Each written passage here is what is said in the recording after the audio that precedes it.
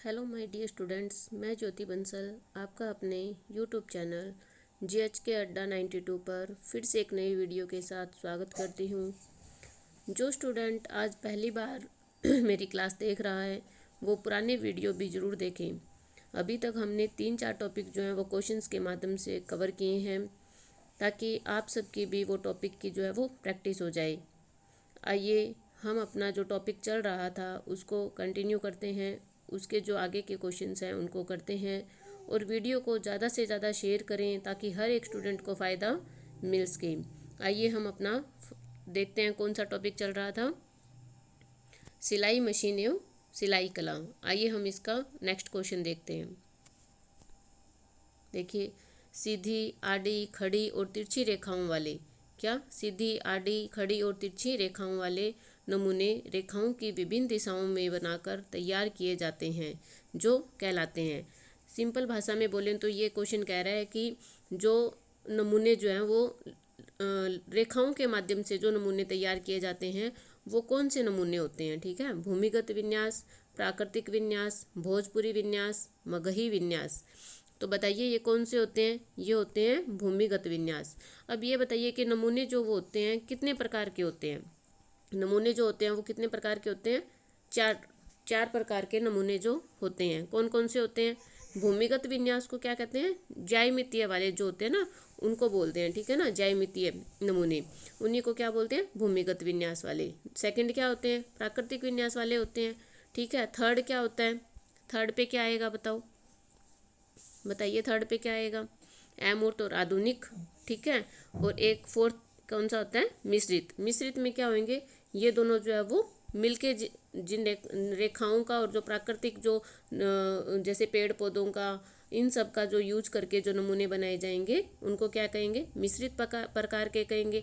और एक होता है आधुनिक या अमूर्त। ठीक है, आधुनिक और अमूर्त में क्या होगा, जो हमारे माइंड में कोई चल रहा हो नमूना, हम उसी को प्रिंट कर दें, उसको कहेंगे अमूर्त या आधुनिक नमूना। ठीक है, नेक्स्ट क्वेश्चन देखते हैं।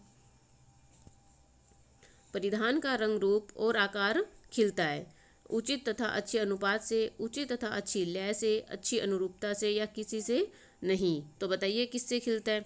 ये खिलता है आपका उचित अनुपात एवं उचित एवं अच्छे अनुपात से। ठीक है ना, उचित और अच्छे अनुपात होगा अगर आकार में, जैसे रेखाएं हैं अच्छे आकार में होगी, अच्छे अनुपात में होगी तो उनमें लयबद्धता भी आएगी, है ना। ये सब ये दोनों जो है वो इसी से रिलेटेड है ना, क्योंकि अनुपात अगर सही होगा तो अनुपात का मतलब जैसे किस अनुपात में है, जैसे ये जैसे एक समान हो गई है ना, ये वाली जैसे एक समान हो गई, तो इनमें देखने में लय भी बन रही है और एक रूपता भी बन रही है ना। तो ये दोनों तो इसी में आ गई। ठीक है, नेक्स्ट क्वेश्चन देखते हैं। किसके लिए परिधान रचना में रंग, रेखा, आकृति तथा अलंकरण में पुनरावृत्ति, स्तरीकरण तथा विकिरण का प्रयोग करना चाहिए। ठीक है, संतुलन, समानुपात, लय या अनुरूपता। तो बताइए किस में करना चाहिए। ये कह रहा है कि पुनरावृत्ति। ठीक है ना, पुनरावृत्ति किस में होती है, जैसे ये चल रहा है तो इससे क्या होता है, लय होती है ना, एक रिदम सेट हो जाती है, तो ये क्या हो जाएगा इसमें, लय। इसका आंसर क्या होगा, लय। नेक्स्ट क्वेश्चन देखते हैं।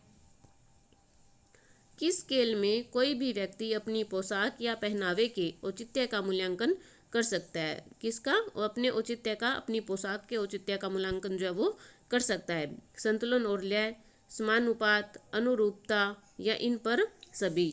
तो बताइए किस में कर सकता है।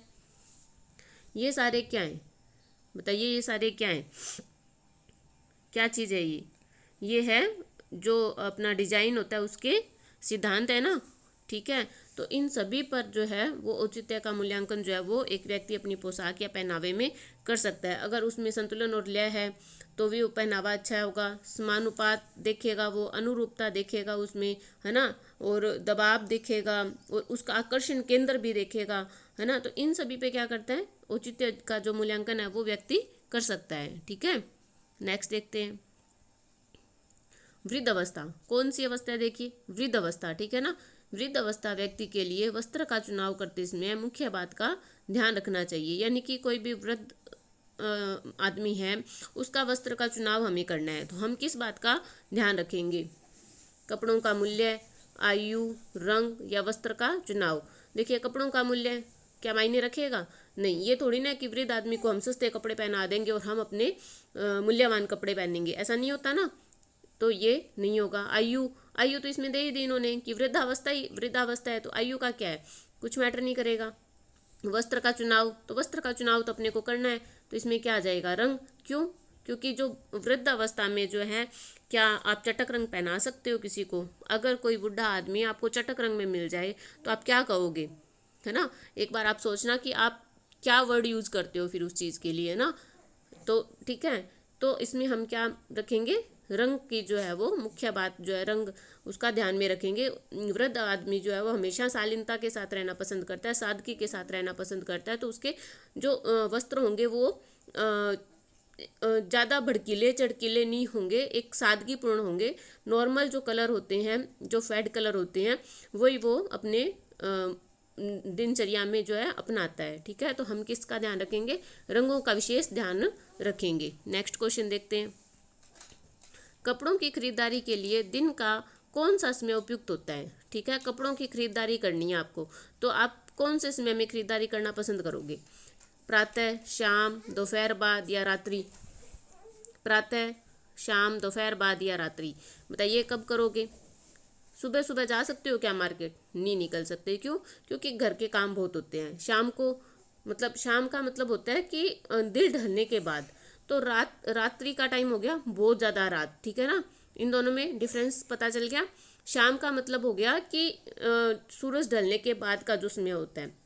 ठीक है, और रात्रि का मतलब बहुत देर रात बाद। ठीक है, तो ये दोनों भी नहीं होंगे।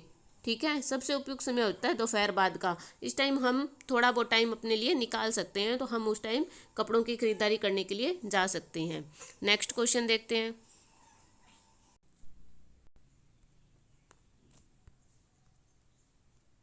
नेक्स्ट क्वेश्चन है, अधिकांश लोग कपड़े में इस गुण को देखते हैं, यानी कि कपड़े में किस गुण को है जो ज़्यादातर लोग जो है वो देखते हैं? बाह्य आकृति, आरामदायक, शुद्धता या निर्माण? तो ज़्यादा करके लोग क्या देखेंगे कि कपड़ा आरामदायक है या नहीं, है ना, यही देखते हैं ना कि कपड़ा सॉफ्ट है या नहीं। ठीक है, तो यही गुण जो हम ज़्यादा करके जो है कपड़े में देखते हैं। ठीक है, नेक्स्ट क्वेश्चन देखते हैं। सिलाई करते समय अस्त्र का कपड़ा जोड़ने के लिए लगाते हैं, यानी कि अस्त्र का कपड़ा आपको जोड़ना है, तो नॉर्मल जो सिलाई महिलाएं करती हैं उनको तो पता भी होगा कि हम कौन सा जो है टांका यूज करते हैं। कच्चा टांका, तिरछी कच्ची सिलाई टांका, हेमिंग टांका या सम कच्चा टांका? तो बताइए, क्या आप ये सम कच्चा टांका यानी कि ऐसे छोटे छोटे, क्या समान रूप से कच्चे टांके लगाते हो? नहीं ना। हेमिंग टांका यानी कि तुरपाई वाला? नहीं। कच्चा टांका मतलब ऐसे समान दूरी पे लंबे लंबे टांके, क्या ऐसे लगाते हो? नहीं। हम तिरछी सिलाई का, तिरछी जो होती है ना, ऐसे ऐसे इस प्रकार से, यानी कि एक यहाँ पे एक यहाँ पे जिग जैक वाली जो सिलाई है वो हम अस्तर को जोड़ने के लिए यूज करते हैं। ठीक है ना, क्योंकि वो इजीली हो जाती है और इजीली खुल भी जाती है, इसलिए। नेक्स्ट देखते हैं। कपड़ा काटने के लिए कैंची की लंबाई होनी चाहिए लगभग, ये कह रहा है कपड़ा काटने के लिए। सबसे पहले ये बताइए, कैंची जो है वो कितने प्रकार की होती है? ठीक है, कैंची कितने प्रकार की होती है? तो कैंची होती है अपनी दो प्रकार की। क्या बोलते हैं? एक को सीजर बोलते हैं और एक को सीयर बोलते हैं। ठीक है ना, एक को सीजर बोलते हैं, एक को सीयर बोलते हैं। जो सीजर होती है वो कपड़ा काटने के काम आती है। ठीक है, और उसकी लगभग जो लंबाई होती है वो 20 से 25 सेंटीमीटर तक की होती है, यानी कि 6 से 7 इंच तक की होती है। ठीक है, और नॉर्मल वस्त्र काटने के काम आती है। सीयर जो होती है वो मोटे जो वस्त्र होते हैं उनको काटने के काम आएगी, और उसकी जो सामान्यतः लंबाई होती है वो कितनी होती है? 9 इंच होती है। आपने कभी देखा है, जैसे अपने कपड़े वाली शॉप पे जाते हैं तो उनके पास दो प्रकार की कैंची होती है। एक नॉर्मल कैंची होती है, एक कैंची ऐसी होती है जिनमें सिर्फ एक अंगूठे वाला जो पार्ट होता है सिर्फ वो ही जाता है, तो वो होती है सीयर कैंची। ठीक है, नेक्स्ट क्वेश्चन देखते हैं। 5 वर्ष की बालिका की बेबी फ्रॉक बनाने के लिए कपड़ा लगेगा। ठीक है, 5 वर्ष की बालिका के लिए बेबी फ्रॉक बनाने के लिए कपड़ा लगेगा 50 सेंटीमीटर, 1.25 मीटर, 5 मीटर, 3 मीटर। तो अब आप ये देखिए, 50 सेंटीमीटर में क्या फ्रॉक बन जाएगी? नहीं बनेगी। 5 मीटर तो हम खुद के लिए यूज करते हैं। ठीक है, 3 मीटर भी जैसे 3 मीटर में भी हम अपनी फ्रॉक बना लेते हैं, जैसे मिड्डी टाइप हो गया ना, बना लेते हैं ना, तो ये भी नहीं होगा। तो नॉर्मली इसमें हो जाएगा ये, लेकिन इसका एक फॉर्मूला है। क्या कोई मुझे फॉर्मूला कमेंट बॉक्स में कमेंट करके बताएगा?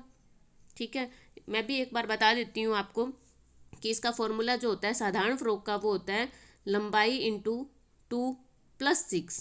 ठीक है, जितनी लंबाई होगी उससे 2 गुना करना है, +6 करनी है। 6 जो होती है ना वो बाजू की लंबाई होती है। ठीक है, और अब मेरे को कमेंट बॉक्स में आप ये कमेंट करके बताना, ये तो होती है साधारण फ्रॉक की, कैसी, साधारण फ्रॉक की। ठीक है, अब मुझे ये बताना अम्ब्रेला कट के अंदर जो है वो क्या फॉर्मूला यूज होता है, उसमें लंबाई का हम कितना गुना कपड़ा लेते हैं। नेक्स्ट क्वेश्चन देखते हैं। कटाई से पहले कपड़े पर चिन्ह लगाने के लिए प्रयोग करते हैं, यानी कि कपड़े पे जो हम चिन्ह लगाते हैं, निशान लगाते हैं, वो किससे लगाते हैं, पेंसिल से, मिल्टन चौक से, खड़िया से, या कुछ भी नहीं। तो हम जो कपड़े पे निशान लगाते हैं, जिस चौक का यूज करते हैं उसको कहते हैं मिल्टन चौक। ठीक है ना। नेक्स्ट क्वेश्चन देखते हैं। सिलाई किट या बॉक्स में निम्नलिखित में से एक वस्तु नहीं रखी जा सकती। तो ये पूछ रहा है नहीं रखी जा सकती, यानी कि इनमें से कौन सी वस्तु ऐसी है जो सिलाई किट में नहीं आएगी। फीता, सिलाई मशीन, कैंची, मिल्टन चौक। अब बताइए क्या नहीं आएगा। नॉर्मल सा क्वेश्चन है, देखो है ना। फीता रखते हैं, सिलाई मशीन, क्या सिलाई मशीन को हमने सिलाई किट के अंदर रखते हैं? नहीं, वो उसका सिलाई का जो सिलाई मशीन का तो खुद का एक घर होता है, हम उसके अंदर रखते हैं। सिलाई किट कौन सी होती है? जो उसके अंदर एक छोटा सा वाइट कलर का या ग्रीन कलर का जो बॉक्स आता है ना, उसको बोलते हैं। ठीक है ना। कैंची भी रखते हैं, मिल्टन चौक भी रखते हैं। तो क्या नहीं रखते? सिलाई मशीन जो है वो नहीं रखते। ठीक है, नेक्स्ट क्वेश्चन देखते हैं। कपड़ा सिलने से पूर्व ड्राफ्टिंग क्यों करनी चाहिए? ये हमने लास्ट वीडियो में भी देखा था, उसमें कथन और कारण वाले में आ रखा था। ठीक है ना। कपड़ा व्यर्थ नहीं जाता है, कपड़ा गलत काटने की संभावना नहीं रहती है, फिटिंग अच्छी आती है, या ए और बी दोनों। तो बताइए इसका आंसर क्या होगा। कपड़ा व्यर्थ नहीं जाता है। क्यों नहीं जाता है? क्योंकि हम उसको ड्राफ्टिंग कर लेंगे तो जितने कपड़े की आवश्यकता होगी सिर्फ उतना ही कपड़ा जो है वो यूज में आएगा, और कपड़ा गलत कटने की भी संभावना जो है वो नहीं रहती है। ठीक है, तो ये ए और बी दोनों ही सही है, यानी कि डी आंसर हो जाएगा। नेक्स्ट क्वेश्चन देखते हैं। मशीन में तेल क्यों डालते हैं? बताइए मशीन में तेल क्यों डालते हैं? मशीन हल्की चलती है, चिकनी रहती है, कपड़े की सिलाई अच्छी होती है, उपयुक्त में से कोई नहीं। बताइए तेल क्यों डालते हैं? तेल डालते हैं ताकि मशीन जो है वो हल्की बनी रहे, उसके जो पुर्जे हैं उनमें जो घर्षण है वो कम रहे, है ना। तो किस लिए डालते हैं? मशीन हल्की चलती है। तेल डालने के बाद आप मशीन को जो है वो थोड़ी देर के लिए धूप में रख दो, आप देखना आपकी मशीन इतनी हल्की चलेगी ना, मान जाओगे आप। ठीक है, नेक्स्ट क्वेश्चन देखते हैं। साधारण वस्त्रों को सिलने के लिए मशीन में कौन से नंबर की सुई लगानी चाहिए? बताइए, ये क्वेश्चन भी हमने पीछे देखा था। ठीक है, साधारण कपड़ों को सिलने के लिए मशीन में कौन सी सुई लगानी चाहिए? 12 नंबर की, 9 नंबर की, 16 नंबर की और 18 नंबर की। बताइए कौन सी सुई लगानी चाहिए? तो इसमें लगानी चाहिए अपने को 16 नंबर की सुई, है ना। यही देखा था ना, पीछे भी यही आंसर था। तो देखिए घुमा फिरा के क्वेश्चंस वही आते हैं। ठीक है ना। तो इसीलिए प्रैक्टिस जो होती है वो बहुत ज़रूरी होती है। अब मुझे ये बताइए कि मान लो ये तो साधारण वस्त्र का पूछ लिया, आपको ये पूछ ले कि ऊनी वस्त्र को सिलने के लिए जो है वो कौन से नंबर की सुई होनी चाहिए, तो आप क्या आंसर करोगे? ऑप्शन यही है, क्या आंसर करोगे? तो आंसर हो जाएगा अपना 9 नंबर की। तो ये किसके लिए उपयुक्त होती है?